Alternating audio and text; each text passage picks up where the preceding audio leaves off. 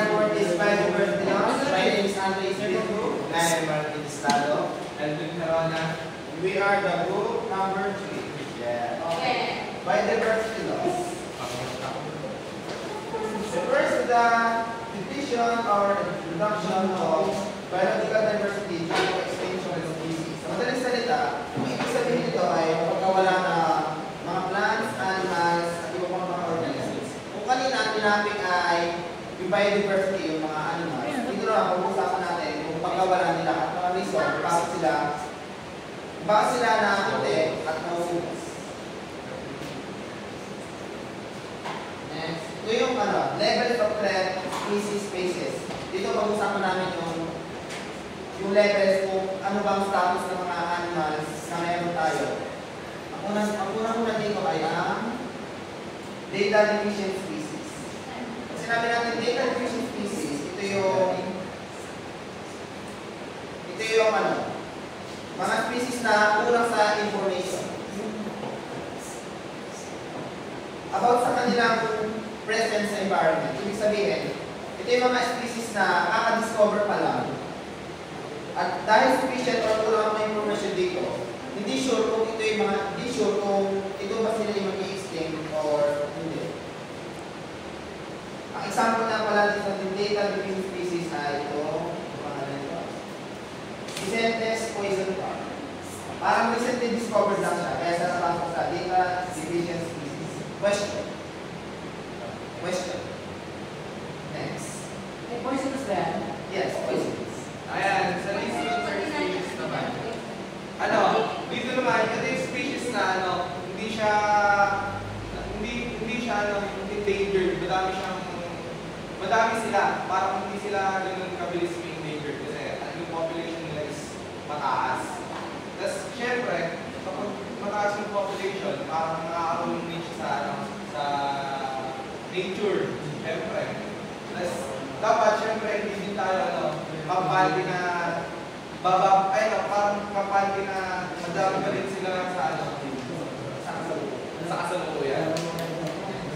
Next is Sa deer threatened species. Ito naman, hindi din sila endangered species. Parang ang naman nila, ang population nila pabawas, pero hindi pa sila totally endangered. Madami sila, pero may mga nagkakaroon na tao, tapos may mga kadalasan na mapatay gawa ng climate change.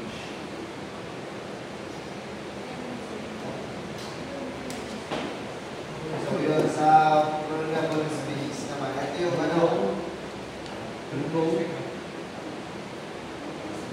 so dito yung mga species na nalaman ng mga scientists na pwede nang mawala pag lipas ng maraming panahon dahil sa pagpulo ng mga puno o ng mga karagatan. Ay naman yung example niya. May example. Labe, Philippine, Eagle Owl, pinagsamang Huwagon at Philippine Eagle. Pero pa naman. Next is Dugo. Ano sa vulnerable species?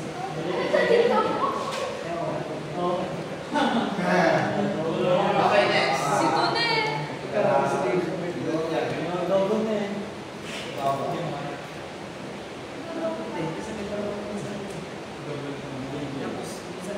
Endangered species. Ito yung mga species na mix na. Mixans na extinct. Mixans na extinct. Okay na. Kasi nga sa mga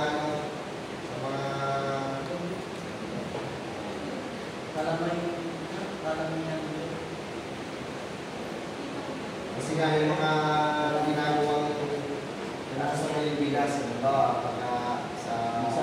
sa mundo is nagtuloy ng mga puno o kaya yung nagahan yung mga tao sa illegal na pamamaraan ng mga klase na kaya sila buwakang or bihira ng mga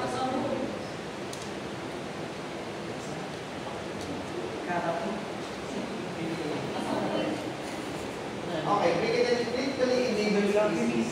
Sabi nito, critically endangered species that face high risk of extinction. Ibig sabihin, ang population nila hindi tataas ng 50. Kaya sa considered na critically endangered.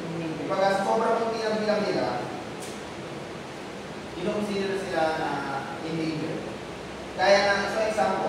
Yung mga Philippine Eagle, tama raw, tapos Philippine Soul, tama raw. Yan, mga Philippine Eagle na yan. Yan, pambansang ikot, tapos pambansang hayop.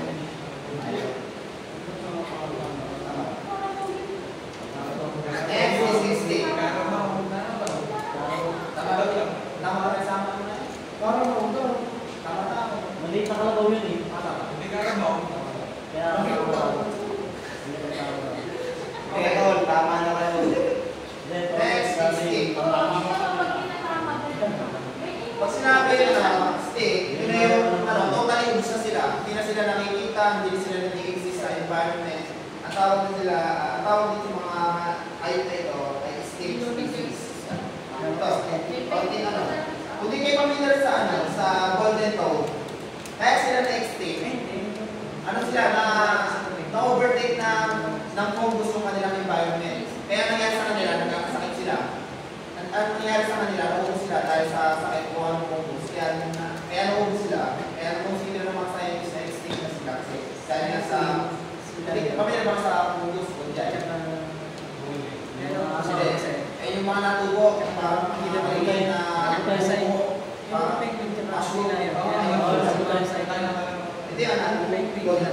pamilya natin sa Japanese film. Kaya sila naubos dahil sa overhunting, buwan kanilang balat. Tapos, alam nyo na, pamilya naman kayo sa circus na. Kung baga kinupas sila para mag-perform circus dahil doon, kung baga parang naubos sa kanilang population, dahil sa overhunting. Tapos ito, pamilya naman dito. Penguin. Pamilya naman dito sa iyo. Penguin! Penguin, pero tawag sa kanya ay Great Auk. Ha? Great Auk. Great ka. Pero, Great Auk. hindi Oh, siya penguin ano? talaga. Oh, A-U-C-A-U-A. Hindi siya penguin. Or Ano may siya? kasi Extinct na yung siya. Huli siyang nakita huli siyang nakita buhay ay noong 1852. Na-extinct din siya, gaya nung sa seal. Ino-overhunt sila, kinukuha yung mga feathers, yung kanilang langis. Next. Process of biodiversity loss. Ito yung mga sasabing ng biodiversity. Ayun, syempre, yung habitat alteration and destruction. Syempre, dito naman, yung sa habitat nila, patuloy na magkakasira, gawa ng pagkatayo ng ibang activities na katulad ng buildings, sa agriculture, malayan. Syempre, nababawasan yung mga species o yung mga hayop gawa ng pagsira ng mga tao ng tirahan nila or yung habitat.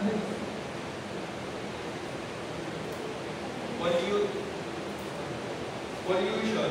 Ayun, syempre, dun nga, sinabi ko kanina na sobrang daming activities ng mga tao. Yung sa pollution naman, yung sa air, parang nakakasira siya ng outer zone ng mundo. So yun, dun talaga dun nagsisimula yung climate change. So pag nagsimula na yung climate change, syempre, mag-iba na yung klima ng mundo natin, mataas, bumababa. So hindi nagmamash dun sa ibang hayop na parang nagkakaroon sila ng sakit, problema, namamatay. So, dito naman sa our exploitation, ito yung pag sobrang paggamit natin sa katulad ng sobrang sa pagkatroso, kaya sobrang sa pangisda na uubos or hindi natutubunan ng diba sa pangisda, hindi na natutubunan ng mga isda yung pagpapadami nila kasi mas marami yung nahuhuli. Kahit yung maliliit na isda na yung Oo, buhay. Matarami. Mapili ba?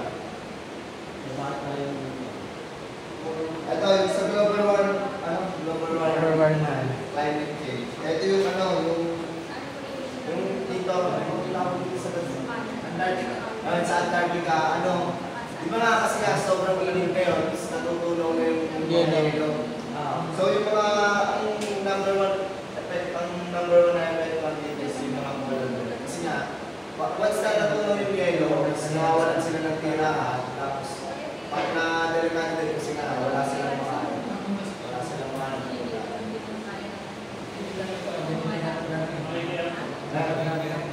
illegal poaching ngayon,